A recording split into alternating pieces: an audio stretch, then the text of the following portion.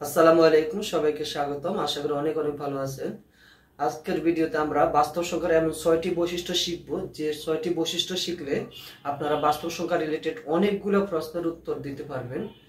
তো পরীক্ষায় কিভাবে আসতে পারে সেটি আমি ভিডিও শেষে বলবো। তো প্রথমে আমরা জানবো যে 6টি বৈশিষ্ট্য কি কি এবং এগুলা উদাহরণ সহকারে কিভাবে মনে রাখতে হবে সেটি আমি ডিটেইলস আলোচনা করব।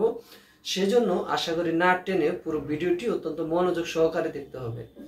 তো প্রথম যে প্রপার্টিসটা আছে সেটি হলো বিনিময় বিধি বা কমিউটেটিভ ল। বিনিময় মানে কি?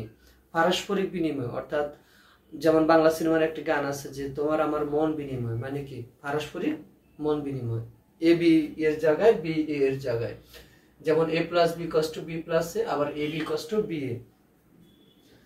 তো আমরা যদি উদাহরণ সহকারে দেখি, যেমন এ বি যে কোনো দুটি বাস্তব সংখ্যা হয়, তো আমরা যদি এ আর 2 আর 3 যোগ করি, এ যদি 2 হয় বি যদি 3 হয়, তো সেক্ষেত্রে আমরা পাবো 5।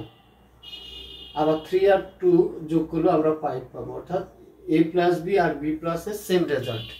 একইভাবে এ বি ইকুয়ালস টু বি এ, তার মানে হলো আমরা যদি 2 আর 3 গুণ করি 6 হবে, আবার 3 ইনটু 2 গুণ করলেও কি 6 হবে।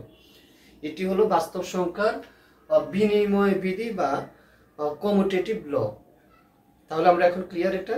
এখন নাম্বার 2টা একটু দেখি, সেটি হলো অ্যাসোসিয়েটিভ ল বা সংযোজন বিধি। সংযোগ, এটি হলো সংযোজন বিধি। তো সংযোজন বিধিটা কি রকম? সেটি হলো এ প্লাস বি প্লাস সি, আবার এ প্লাস বি প্লাস সি, অর্থাৎ এ আর বি যোগ করে আমরা সি এর সাথে যোগ করব, আর এখানে বি আর সি যোগ করে এ এর সাথে যোগ করলে যে রেজাল্ট পাবো সেম রেজাল্ট হবে। আবার এ বি গুণ করে সি এর সাথে গুণ করলে যে রেজাল্ট হবে, আর বি সি গুণ করে এর সাথে গুণ করলেও কি সেম রেজাল্ট হবে। তো আমরা একটু উদাহরণ সহকারে দেখি।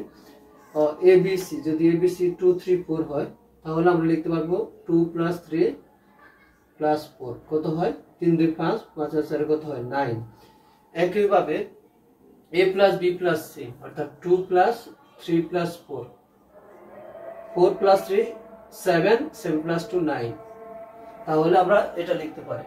আবার A B C equals to A into B C, অর্থাৎ আমরা যদি এ বি গুণ করে দিই আগে, 2 ইনটু 3 কত হবে? 2 ইনটু 3, এই দুটা গুণ করে আমরা সি এর সাথে গুণ করব 4, তাহলে 3 দুগুণে 6, 4 ইনটু 6 24।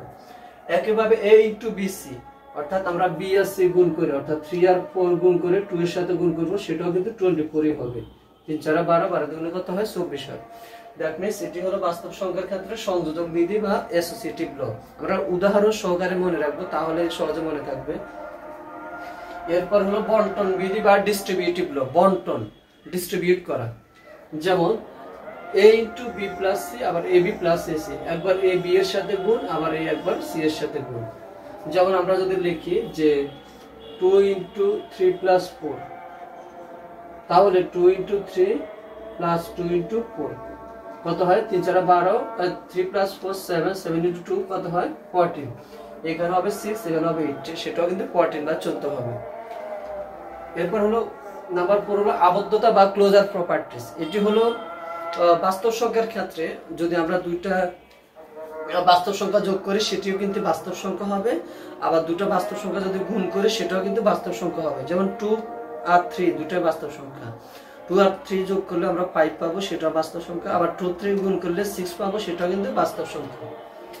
নাম্বার 5 হলো অভেদকের অস্তিত্ব, এক্সিস্টেন্স অফ আইডেন্টিটি। আমরা বলি যে কোন সংখ্যার সাথে যদি আমরা 0 যোগ করি ওই সংখ্যাটি পাওয়া যায়, আবার কোন সংখ্যাকে 1 দ্বারা গুণ করলেও ওই সংখ্যাটি কিন্তু পাওয়া যায়। এটি হলো অভেদকের অস্তিত্ব বা আইডেন্টিটি, এক্সিস্টেন্স অফ আইডেন্টিটি। এরপর হলো বিপরীতের অস্তিত্ব, অর্থাৎ এক্সিস্টেন্স অফ ইনভার্স।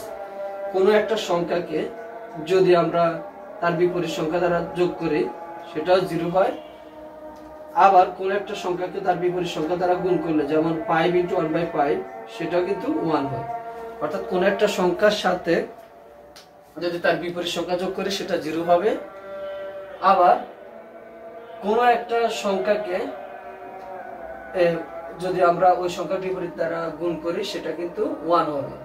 তো এই প্রশ্নটি পরীক্ষা বিভিন্ন ভাবে আসতে পারে, যেমন বাস্তব সংখ্যার বৈশিষ্ট্যগুলো লিখুন, ধর্মাবলী লিখুন, বা বাস্তব সংখ্যার ক্ষেত্রে ফির স্বীকার্যগুলো কি কি, বা বাস্তব সংখ্যার ক্ষেত্রে যোগের ধর্মগুলো লিখুন। এখন যদি বলা হয় যোগের ধর্মগুলো লিখুন, তখন আমরা শুধু যোগের গুলো লিখবো, এটা এটা, এরপর এটা লিখবো, এটা লিখবো, যোগের গুলো লিখবো শুধু। আবার যদি বলা হয় বাস্তব সংখ্যার ক্ষেত্রে গুণের ধর্মগুলো লিখুন, তখন আমরা যেগুলো গুণ আকারে আছে সেগুলা লিখবো। যদি দুটি বলে দুটি লিখবো, তিনটি বলে তিনটি লিখবো, এগুলো সব হলো গুণের ধর্ম। বাস্তব সংখ্যার ক্ষেত্রে গুণের ধর্মগুলো লিখুন।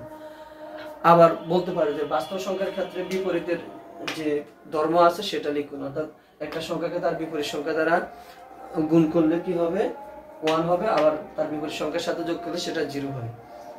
তো আমরা একটি অর্থাৎ এই 6টি বৈশিষ্ট্য যদি জানি, তাহলে আমরা ইনশাআল্লাহ এই রিলেটেড যতগুলো ম্যাথ আছে, প্রবলেম আছে, সবগুলো কিন্তু আমরা সলভ করতে পারবো। এই রিলেটেড সবগুলো কোশ্চেন অ্যান্সার করতে পারবো। সেজন্য আমাদেরকে এই 6টি বৈশিষ্ট্য একদম মুখস্থ করে ফেলতে হবে। কি সিরিয়ালে 1 নম্বর হলো বিনিময় বিধি, 2 হলো সংযোজন বিধি, 3 হলো বন্টন বিধি, 4 হলো আবদ্ধতা, 5 হলো অবৈধকর অস্তিত্ব, 6 নম্বর হলো বিপরীতের অস্তিত্ব। এই 6টি বৈশিষ্ট্য আমাদেরকে মাথায় রাখতে হবে, তাহলে আমরা ইজিলি পরীক্ষা অ্যান্সার করতে পারবো।